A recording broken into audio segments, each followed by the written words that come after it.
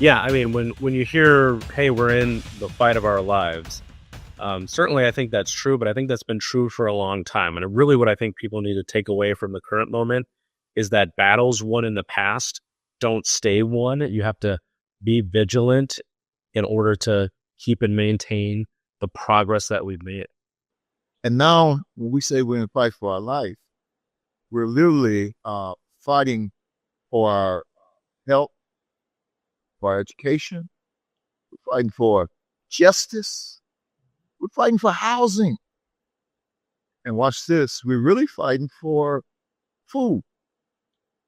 In the last 6 months, I have seen firsthand how public policy has affected our students, especially poor communities in Milwaukee and our students of color. As you already know, every policy doesn't stay in Washington or in Madison. They directly affect our classrooms. I think in regards to our young people, some understand where we are in society. We are in a fight for our life right now. We are at the pivotal point.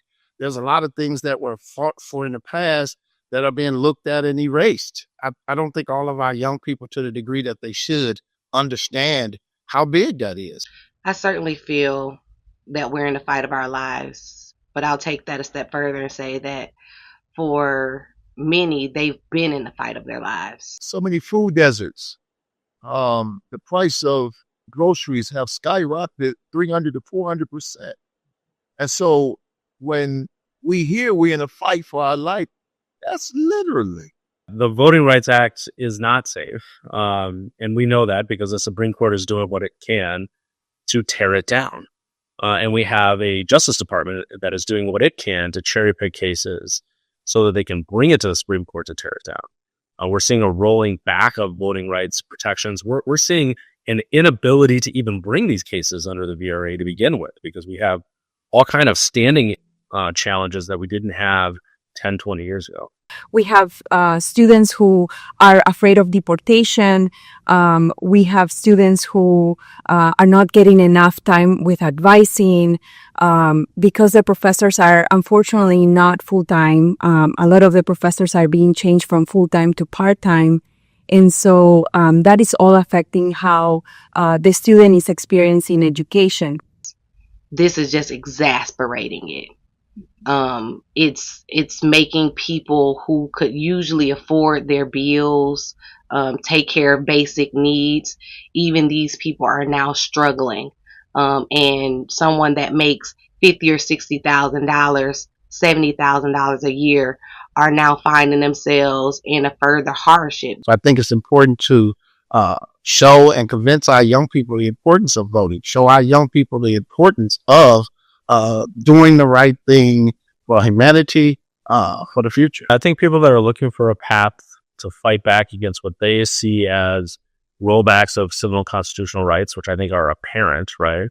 I would say that, the path to that victory is in the room with the people that you're with, right? I mean, you collectively can come together to figure out what to do. It's very disheartening to feel disenfranchised, to feel isolated and bullied for giving our opinions, and for not just that, but for organizing communities and saying we do have a voice. And so we need to fight back. This is the time to fight back. This is the fight of our lives. The people most affected by the policies that is coming from Washington, D.C. will be minorities and people with disabilities. Families who have previously been marginalized by systematic barriers are now being further deplaced by the policies that's happening in Washington right now. I think there's a missing gap in regards to our young people fully understanding the importance of voting, the importance of the past, of what people did to open doors and avenues that make certain resources even available to our young people. So I think there's a total disconnect in regards to that. I don't think it's all the way our young people fault. I think regular people can pay attention to what's going on around them, not bury their heads in the sand, get out and vote.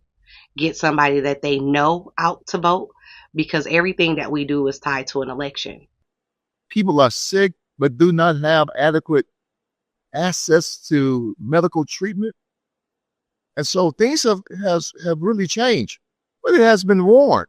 We've spoken about it. And so now we are actually fighting for another day. We're fighting for our future. We're fighting for our life, for our children's life, for legacy. And that right there is where we're at every day.